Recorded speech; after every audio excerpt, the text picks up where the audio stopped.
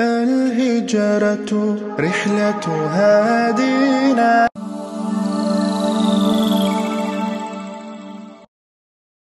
Seperti biasa, yang akan saya baca yaitu matannya terlebih dahulu, yaitu kitab Matan Abi Syuja yang dikarang oleh Al-Imam Ahmad bin Husain. Saya bacakan redaksi kitabnya. Bismillahirrahmanirrahim. Wa ammaz zuru'a, adapun zakat pertanian, fatajibu fiha zakatu bisalasati syara'ita, maka wajib mengeluarkan zakat hasil pertanian dengan 3 syarat. Yang pertama, an yakuna mimma yazra'uhul adamiyun, yaitu tumbuhan-tumbuhan yang memang sengaja ditanam oleh manusia, bukan tanaman liar yang jadi sendiri. Yang kedua, wa an yakuna qutan muddakharan, tumbuhan tersebut atau hasil pertanian tersebut merupakan bahan makanan pokok, bukan bahan makanan yang tidak pokok. Yang ketiga, wa an yakuna nisoban, hasil pertaniannya sudah mencapai nisob, batas minimal terkena wajib zakat. Titik. Sampai situ ya. Hadirin jamaah yang dimuliakan Allah. Jadi pada kesempatan kali ini kita akan membahas tentang zakat pertanian, di mana zakat pertanian ini merupakan hasil pertanian yang menjadi makanan pokok di satu daerah. Apa syarat-syarat wajib dikeluarkan zakat pertanian? Apakah setiap petani yang panen wajib mengeluarkan zakatnya atau tidak? Di sini yang akan kita bahas. Wa ammaz zuru', adapun zakat pertanian, fatajibu fiha zakatu bisalasati syara'ita, maka hasil pertanian wajib dikeluarkan zakatnya dengan 3 syarat. Pertama, an yakuna mimma yazra'uhul adamiyun, yaitu tumbuhan yang memang sengaja ditanam dan digarap oleh manusia. Artinya apa? Bukan tanaman yang tumbuh sendiri. Kalau seandainya ada satu sawah, yang mana sawah itu tidak ditanam tapi tumbuh sendiri, Pak, ratusan hektar tumbuh sendiri, tapi kira-kira mungkin atau enggak? Enggak mungkin ya. Ya mungkin kalau pohon semangka bisalah tumbuh sendiri, walaupun kronologinya itu cukup ekstrim, Pak. Ada orang makan semangka, berak di sawah, bijinya keluar, tumbuh lagi, berbuah lagi. Ya kalau semangka kan mungkin aja jadi sendiri ya. Yang mungkin jadi sendiri apa? Semangka, pepaya, cabai. Itu biasa jadi sendiri kan ya. Nah kalau sawah kan nggak mungkin jadi sendiri. Cuman andai ada sawah yang jadi sendiri, tidak digarap oleh manusia, tiba-tiba sawah ada aja, tiba-tiba panen aja. Nah maka hasil pertaniannya walaupun berton-ton, ratusan hektar, maka tidak wajib dizakati. Kenapa? Karena yang namanya hasil pertanian itu haruslah sengaja ditanam oleh manusia. Artinya apa? Di sana ada jerih payah manusia untuk menanam biji-bijian dan tumbuh-tumbuhan tersebut. Itu yang pertama. Jadi tumbuhan liar yang jadi sendiri sebanyak apapun hasilnya, maka tidak ada zakat pada tumbuhan tersebut. Yang kedua, wa an yakuna qutan muddakharan. Hasil pertanian itu hanya khusus hasil pertanian yang menjadi bahan makanan pokok satu daerah. Itu yang wajib dizakati.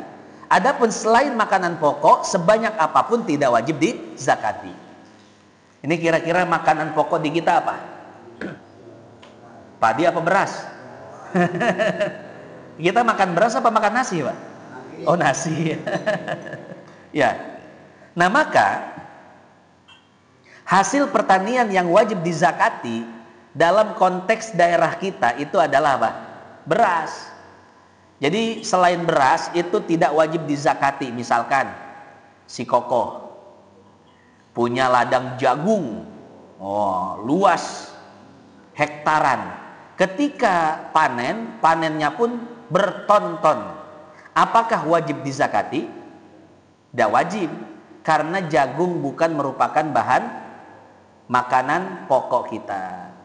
Itu di kita ya, tapi di sebagian tempat kan jagung itu apa? Jadi bahan makanan pokok. Maka kalau jagung itu menjadi makanan pokok di satu tempat, maka jagung terkena zakat, ya.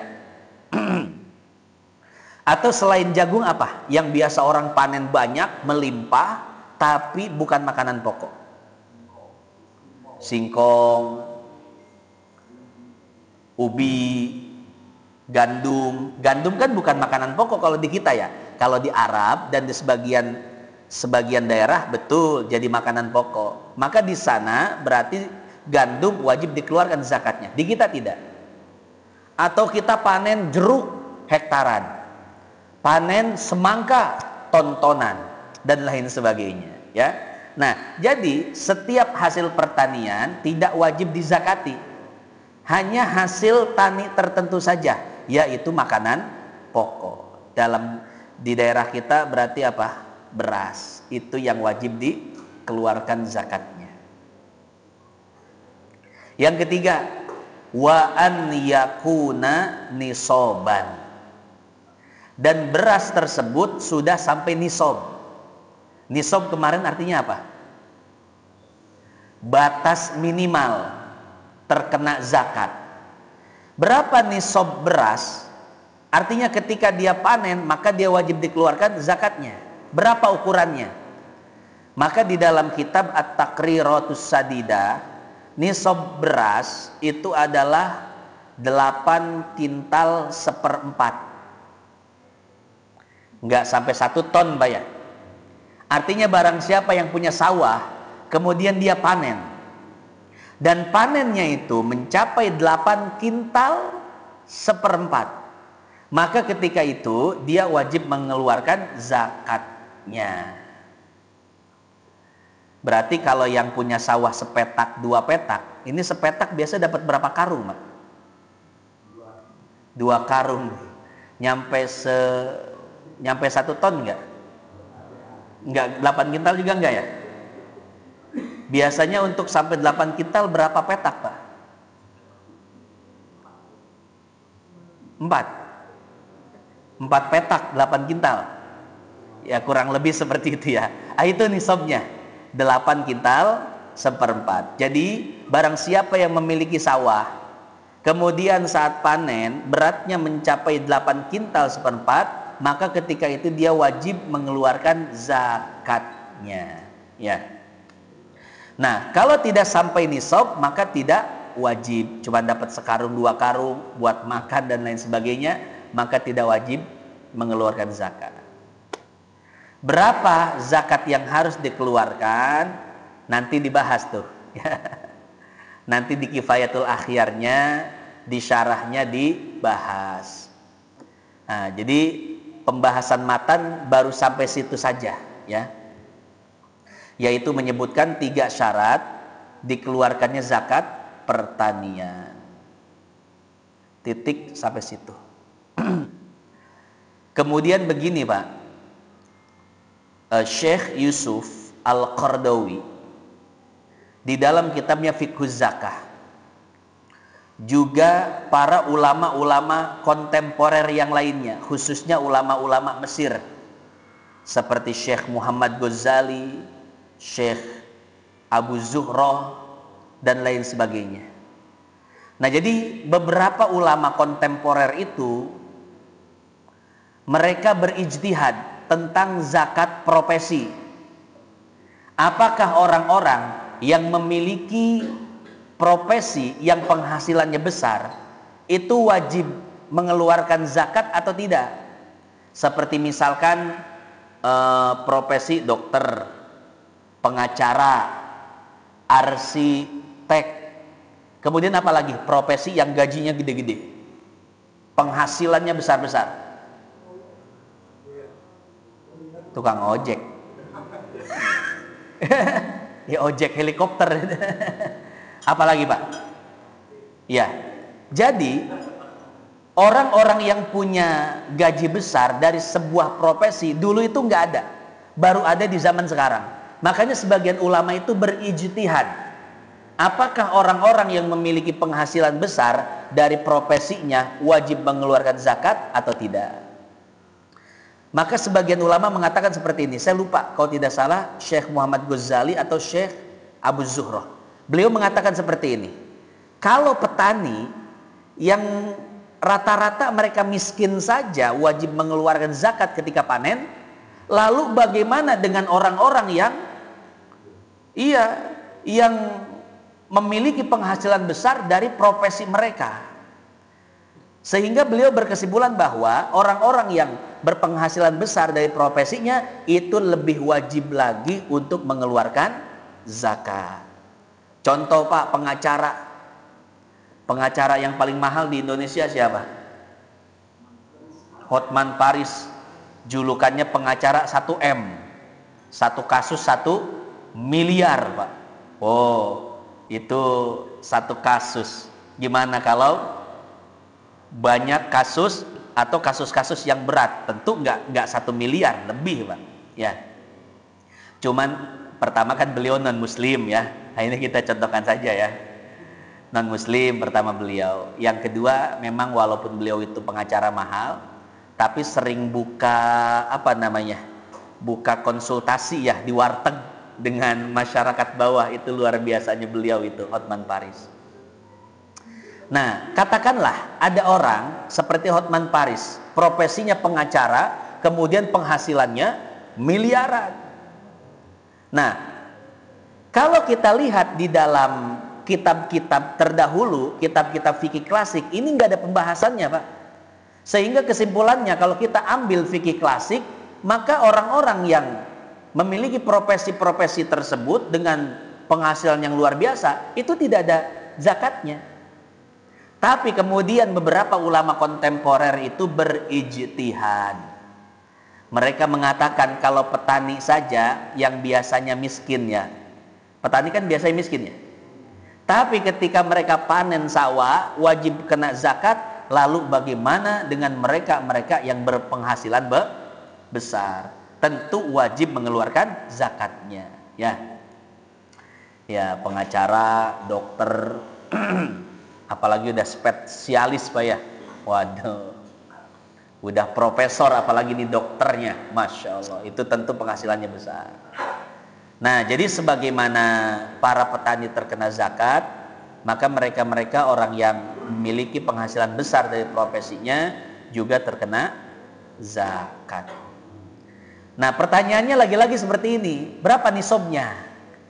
Kalau tadi petani nisabnya berapa? 8 kintal 1/4. Nah, lalu orang-orang yang berpenghasilan besar nisabnya berapa? Nah, ini nanti aja deh kita bahasnya ya. Nanti saya bawakan kitabnya, kitab Fiqhuz Zakah yang dikarang oleh Syekh Yusuf Al-Qardawi ya. Nah, sekarang baru gambarannya aja ya.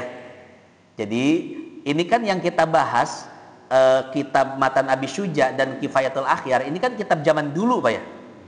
Syekh Muhammad Hisni ini beliau wafatnya tahun 829 Hijriah. Berarti sudah berapa ratus tahun yang lalu? Tahun 829. Sekarang 1400. Dan 600-an tahun yang lalu Pak ya. Maka wajar kalau di dalam kitab ini nggak ada pembahasan zakat profesi. Nggak ada. Karena memang zaman dulu belum ada profesi-profesi yang berpenghasilan besar seperti di zaman kita sekarang. Jadi di Abi Sujanya komodei etamah lebih dulu lagi. Di Kifayatul Akhirnya nggak ada, maka nanti kita bawakan kitab kontemporer yang membahas tentang hal tersebut ya. Nah, untuk kajian pada kesempatan kali ini saya cukupkan sampai sini dulu.